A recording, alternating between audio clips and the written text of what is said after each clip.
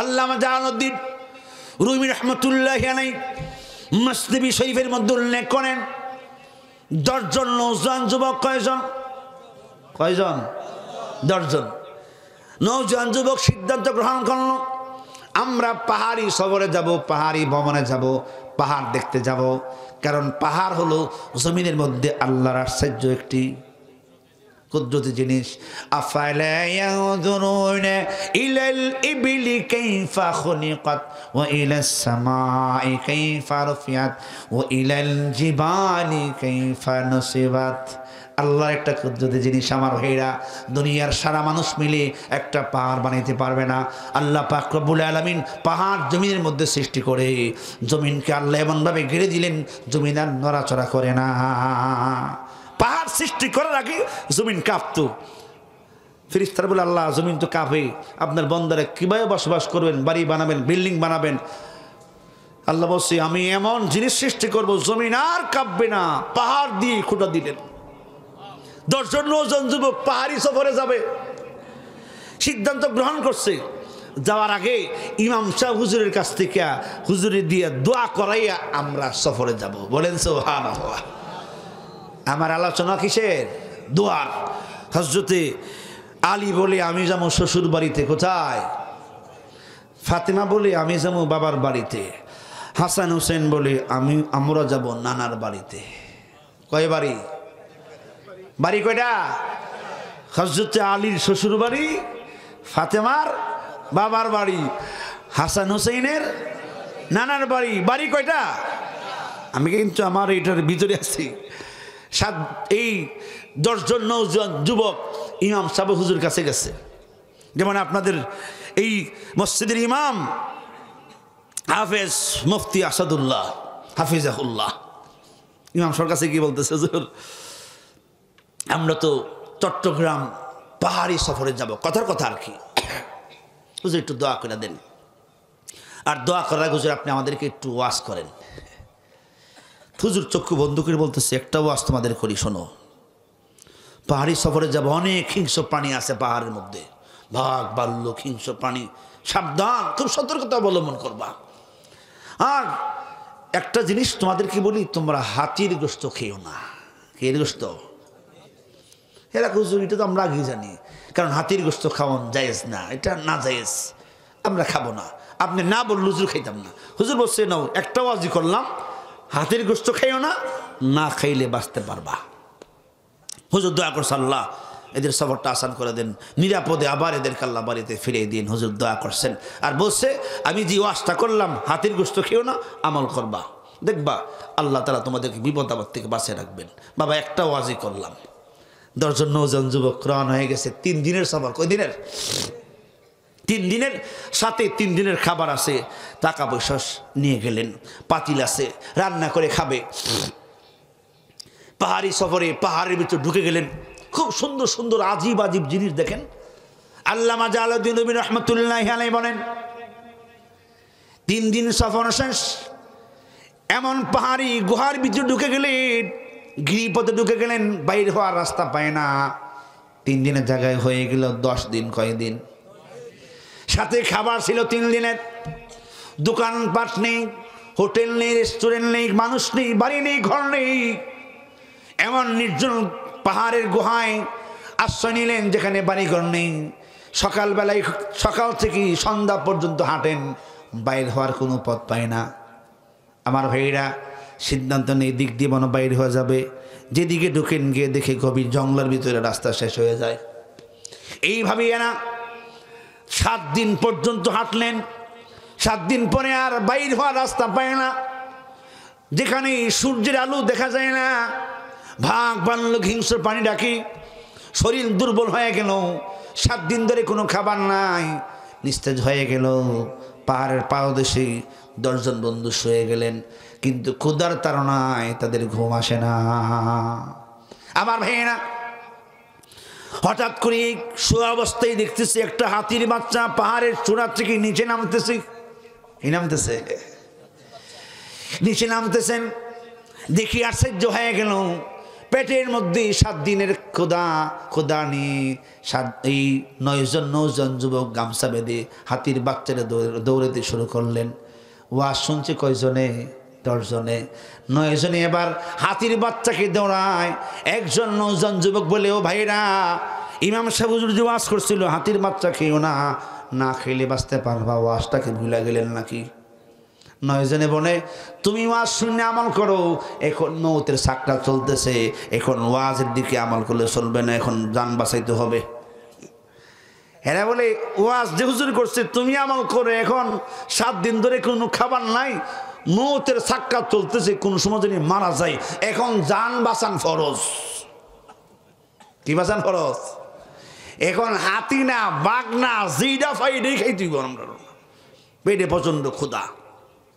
আমার ভাইরা, একজন বলতেছি তোমরা যা খুশি তা করো, আমি হাতির বাচ্চা ধরবো না, জবে করবো না, তার গোশত খাবো না, আমি না খেয়ে মারা যাইতে রাজি আছি, কিন্তু ওয়াজের উপরে আমি আমল করব। যদি আল্লাহ আমাকে বাঁচাবে, না হয় আমি মরে যাব, কিন্তু ওয়াজের উপরে আমি আমল করে যাব। ওয়াজ শুনছে কয়জন? আমল করে কয়জনে? আমল করবে না কয়জন? আপনারা জানি কয়জন আমল করে আল্লাহ জানে। দেখবেন 9 জনে মিলে হাতির বাচ্চা, ও তো বাঁচতে চায়, কি কর, মরতে চায়, এই দিক দিয়ে দৌড় দেয়, ওই দিক দিয়ে দৌড় দেয়, এরাও দৌড়তেছে। 9 জনের এই ফান থেকে হাতির বাচ্চার বাঁচতে পারছে না, লাস্ট মুহূর্তে এদের কাছে ধরা পড়ছে। ধরা পড়ার পরে এরা জবে কইরা চামড়া চুলাইয়া খুব সুন্দর কইরা ভুনা করছে। পেটে তো খুব ক্ষুধা, ভুনা করে 9 বন্ধু একবারে গলা পর্যন্ত খাইছে। 7 দিনের উপবাস।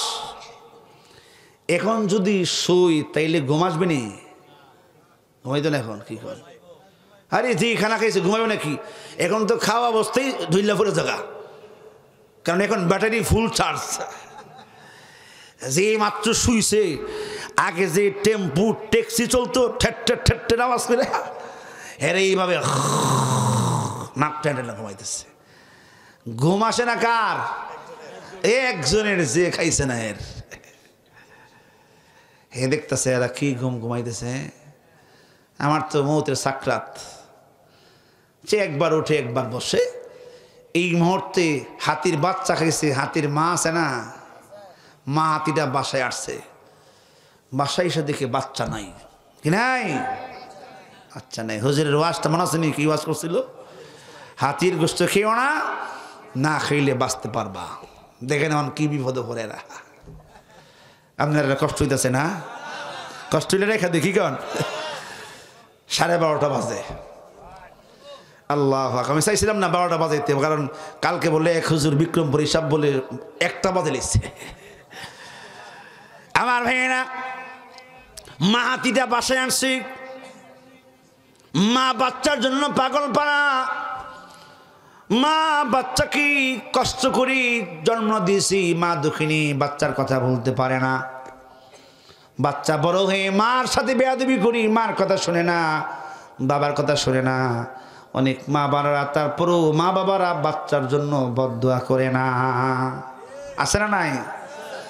আবার ভাই না, মা হাতিটা বাসায় এসে বাচ্চা দেখে না, এদিক সেদিক ছুটাছুটি শুরু করলো। আমার বাচ্চা কোথায় গেল? মা নিজের শরীরের চাইতে, জানের চাইতে বাচ্চারে বেশি মহাব্বত করে।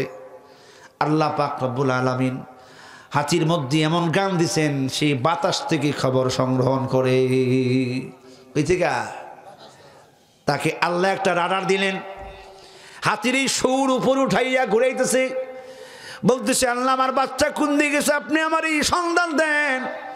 বাতাসের মধ্যে থেকে খবর পাইছে তোমার বাচ্চা পাছনের গিরিপথ দিয়ে হাঁটতে গেছে। কইতে খবর নিছে? বাতাস থেকে। খবর অনুযায়ী, মেসেজ অনুযায়ী হাতি হাঁটতে শুরু করলেন। হাঁটতে হাঁটতে হাঁটতে হাঁটতে যে জায়গায় বাচ্চাটা জবে করছে, ওই জায়গায় গিয়ে মা হাতিটা পৌঁছে গেলেন। 9 জন কি করতেছে? ঘুমাইতেছে। একজন সজাগ, সে দেখছে সর্বনাশ, এত বড় হাতি। আগে তো দেখছিলাম ছোট্ট, এখন যে ডারে বাবার বিশাল আকারের হাতি, এত বড় বড় মোটা মোটা পা। হে দেখি তো এ তো মরণ এমনি সাক্কা চলতেছে, দেখে আরো ঘাবড়ে গেছে। এখন ভাবতেছে এরা তো মরবে মরবে খাইয়া, আর আমি এখন মারা যাবো কি না খাইয়া। ও আজ তো আমল করলাম ঠিকই, হন তো মরণ লাগবে, হাতি কি আর বুঝবো, সব মেরে নেবে এখন এসে। সে শুইয়া শুইয়া একবার চক্ষু খুলে আবার বন্ধ করে দেখে হাতি কি করে। হাতি এসে চামড়াটা পাইছে, চামড়ার মধ্যে সুর দিয়া টান দিছে, চেক করতেছে এটা আমার বাচ্চার চামড়ানি। বন্য পশু, ইনসাফ আছে তার মধ্যে, জুলুম করবে না।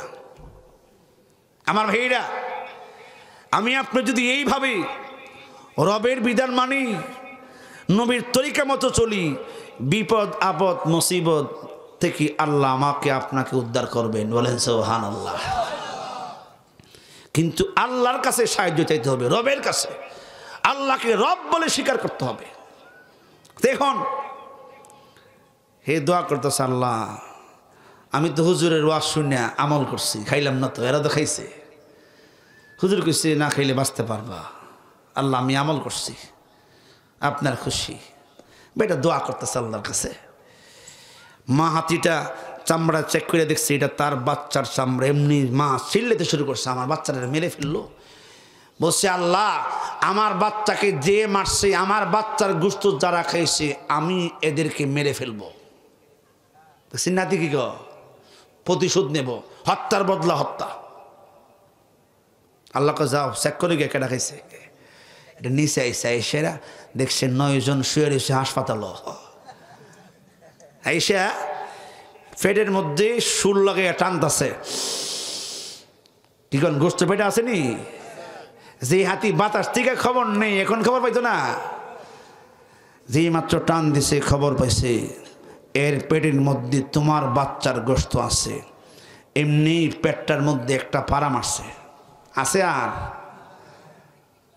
আছে, পেটের মাঝখানে একটা পাড়া দিছে, পট্টুস করে নারী বুড়ি সব বেরিয়ে মারা গেছে। হেঁটে দেখতেছে সর্বনাশ, যে অবস্থা, অভিযান শুরু হয়ে গেছে। 2 নম্বরটার কাছে গেছে, গিয়া পেটের মধ্যে সুর লাগাইয়া টান দিছে, টান দিয়া এরও একটা পাড়া দিছে। আছে 9 জনকে চেক করছে, 9 জনকে 9টা পাড়া দিয়া মারছে। আছে এখন নাই, 9টা লাশ পরে আছে। 10 নম্বরের কাছে গেছে, যে খাইছে না এর পেটে লাগিয়ে টান দিছে, ঘ্রাণ করে না। ডাইনে লাগাইছে, বামে লাগাইছে, পিঠে লাগাইছে, লাগে চেক করে রেজাল্ট আসছে কি সে খায় নাই।